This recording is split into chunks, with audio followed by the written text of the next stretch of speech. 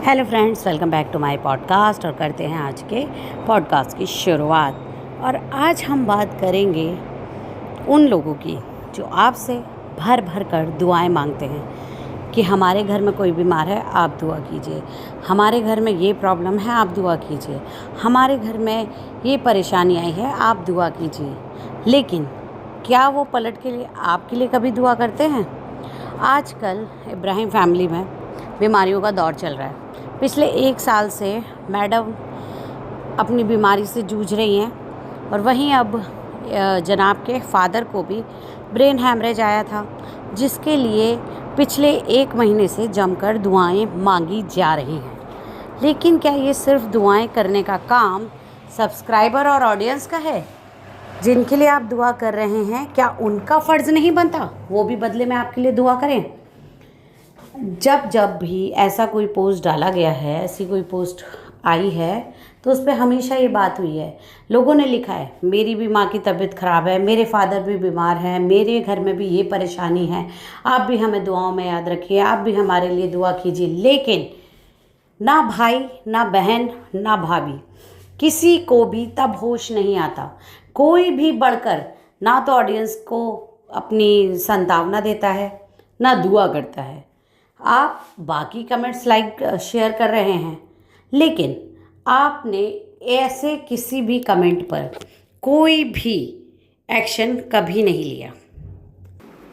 अब देखिए, इनको बेनिफिट ऑफ डाउट इस बात का दिया जा सकता था कि इन लोगों ने कमेंट पढ़ा नहीं होगा या देखा नहीं होगा या मिस नहीं किया होगा। लेकिन उसके आगे पीछे के कमेंट्स पर लाइक आना, उसके आगे पीछे के कमेंट्स पर रिएक्शन आना और इन्हीं कमेंट्स पर किसी भी तरह का कोई रिएक्शन ना होना, इससे तो साफ है ना कि आपको सिर्फ अपनी पड़ी हुई है। बाकी लोग आपको दुआएं दें, बाकी लोग आपके लिए सिंपैथी रखें, बाकी लोग आपसे हमदर्दी रखें, बाकी लोग आपके परिवार के दुख में दुखी हों, आपके परिवार के सुख में खुश हों, लेकिन आपको इन लोगों से कहीं कुछ भी लेना देना नहीं है। ये तो बहुत क्लियर हो चुका है कि आप सिर्फ अपनी ऑडियंस को उल्लू बनाकर अपने पैसे अंदर कर रहे हैं। लेकिन सिर्फ ऑडियंस ही नहीं, इनके घर वालों के भी यही हाल है, इनके सगे रिश्तेदारों के भी यही हाल हैं। जनाब के फादर हॉस्पिटल में एडमिट हैं, क्रिटिकल कंडीशन में थे, आईसीयू पे थे, वेंटिलेटर पे थे। उसी दौरान जनाब के फादर के बड़े भाई यानी कि बड़े पापा और बड़ी मम्मी मुंबई आए, घूमे फिरे। इवन वो मुंबई नहीं, वो बहुत सारी जगहों पे घूमे, वो कई जगह घूमते फिरते नज़र आ रहे हैं। चलिए, आपका कोई प्लान था, आप अपने ट्रिप पे थे, ठीक है। लेकिन इतना ही नहीं, उन्होंने बाकायदा इंस्टाग्राम पे हर एक जगह की फ़ोटो, वीडियो, रील सब कुछ शेयर कर रखी हैं। यानी कि आपके खुद के घर परिवार के लोगों को आप लोगों की नहीं पड़ी हुई है। तो इससे तो ये साफ है ना कि आपके रिश्ते अंदर तक कितने खोखले हैं। आप लोगों पे सिर्फ जब अपने पे मुसीबत आती है तब आपको सामने वाले याद आते हैं या तब आपको लोग याद आते हैं। उसके अलावा आप इन्हीं ऑडियंस को गेट लॉस्ट बोलते हैं। और शायद यही हाल आप अपने रिश्तेदारों का करते होंगे। जब आपको उनसे काम होता होगा तब आप उनकी बात भी सुनते होंगे, उनसे बात भी करते होंगे, उनके दुख में दुखी भी होते होंगे, उनकी खुशी में शामिल भी होते होंगे। बाकी टाइम पे आप उनको चाय में से मक्खी की तरह निकाल के फेंक देते होंगे। इसीलिए तो बड़े पापा बड़े मम्मी अपनी लाइफ फुल एंजॉय कर रही हैं। उनको कोई फ़र्क नहीं पड़ रहा है कि किसी का भाई, किसी का देवर हॉस्पिटल में है, क्रिटिकल कंडीशन में है, महीना भर होने आ गया, वो हॉस्पिटल से अभी तक घर नहीं आए, किसी को फ़र्क नहीं पड़ रहा है। और इस पर डायरेक्टली जिसने वार किया है वो है इनकी कज़िन, जो कि मौदहा में व्लॉग बनाती हैं। उन्होंने तो खुलेआम ये कह दिया, एक रील बनाई हो, वो उसमें वो कहती हुई नज़र आई हैं, जब अपने पर आती है तो आजमाइश कही जाती है और जब दूसरों पे आती है तो कहा जाता है वो भुगत रहे हैं। अब भाई ये किसके लिए है? इस पे तो ज़्यादा रोशनी डालने वाली कोई बात नहीं है, क्योंकि आज तक ना तो जनाब ने, ना ही मैडम ने और ना ही हमारी आपी ने, तीनों ने कभी भी अपने किसी रिश्तेदार की बिना किसी मतलब, बिना किसी लालच के हेल्प की है। वो बहुत दिनों से व्लॉग बना रही हैं, लेकिन आज तक आपने इन तीनों के मुंह से कभी भी शाउट आउट नहीं सुना होगा उनके व्लॉग के लिए। इवन जब से उन्होंने व्लॉग बनाना शुरू किया है, हमारी जो आप ही हैं, उन्होंने तो उनसे रिश्ता ही ख़त्म कर दिया है। वो कभी भी उनके व्लॉग में फीचर नहीं हुई, कभी भी वो नज़र नहीं आई। क्यों?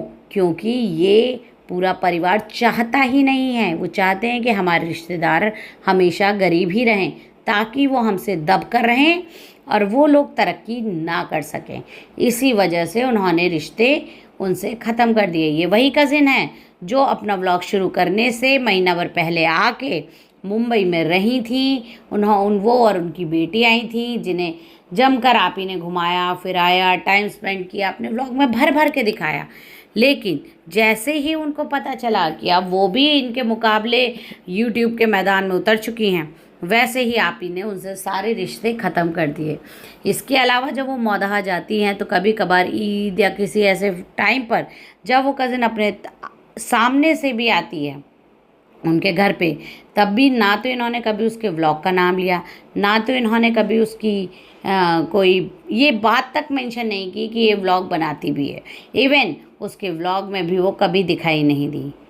अब रिश्तों की ये जो पढ़ते हैं, ये कहते हैं ना कि आपका सच्चा दोस्त कौन है, ये आपको हमेशा आपके बुरे समय पर ही पता चलेगा। और वही इनके बुरे समय पर सब लोगों ने इनके पास से हाथ खींच लिए। इसीलिए ये आ जाते हैं व्लॉग्स में दुहाई देने कि आप दुआ कीजिए, आप हमारे लिए दुआ कीजिए, आप अगर हज जा रहे हैं तो दुआओं में याद रखिए, आप जिस भी रिलीजन के हैं वो रिलीजन को मानते हैं, आप उस हिसाब से हमारे पापा के लिए, हमारे घर के लिए, मैडम के लिए, सबके लिए प्रेयर कीजिए, दुआएं कीजिए, हमारा ख्याल रखिए। लेकिन ना तो खुद ये कभी हज उम्रा जाने की बात करते हैं, ना अपने परिवार वालों को ले जाने की बात करते हैं, ना अपने रिश्तेदारों से इसमें हेल्प मांगते हैं कि भाई आप लोग दुआएं कीजिए। रिश्तेदार आराम से फेस्टिवल सेलिब्रेट कर रहे हैं, रिश्तेदार घूम फिर रहे हैं, रिश्तेदार घर से बाहर निकल रहे हैं, हर तरह का उनका सेलिब्रेशन चालू है। तो इसका क्या मतलब हुआ कि खाली आप सब्सक्राइबर पे ही सारा। तो इससे क्या साफ होता है कि आपके रिश्ते इतने खोखले हैं कि आपके रिश्तेदार भी आपके इन बातों में, इन जाल में नहीं फंसना चाहते हैं। तो जब आपके खुद के रिश्तेदार आपके लिए किसी तरह का कोई स्टैंड नहीं लेना चाहते हैं, तो आप बाकी लोगों से क्या उम्मीद करते हैं कि वो आपके लिए दुआएं करें, वो आप लोगों का ध्यान रखें, वो आप लोगों के लिए मन्नतें मांगे। और आप जब आपके करने की बारी आती है तो आप पीछे हट जाते हैं। आपने तो अपने किसी सब्सक्राइबर के लिए आज तक दुआएं नहीं मांगी, किसी सब्सक्राइबर के लिए आज तक प्रार्थनाएं नहीं की, किसी सब्सक्राइबर के लिए आज तक हेल्प नहीं की। आपकी बहन तो एक कदम और आगे निकल गई। उन्होंने ये बोल कर कि आइए आप हमारे रेस्टोरेंट में खाना खाइए, हमारा रेस्टोरेंट में जो भी इस अमाउंट से ऊपर का खाना खाएगा उसमें से हम एक लकी ड्रॉ करेंगे, किसी एक आदमी को उम्रा पे भेजेंगे। और उसके बाद क्या, टैटैफिस। इस बात को 6 महीने हो गए, लेकिन आपकी बहन को याद नहीं आया। तो यानी आप लोग धर्म, अल्लाह के नाम पर सिर्फ और सिर्फ लोगों से मांगना चाहते हैं, लोगों के लिए कुछ करना नहीं चाहते, लोगों को कोई दुआएं नहीं देना चाहते। कम से कम जो आप लोग मुंह से बोल के कह रहे हैं उसे तो कंप्लीट कीजिए। चलिए, आज के लिए इतना ही। अगले पॉडकास्ट में फिर हम हाजिर होंगे। तब तक आप अपनी राय देना बिल्कुल मत भूलिएगा।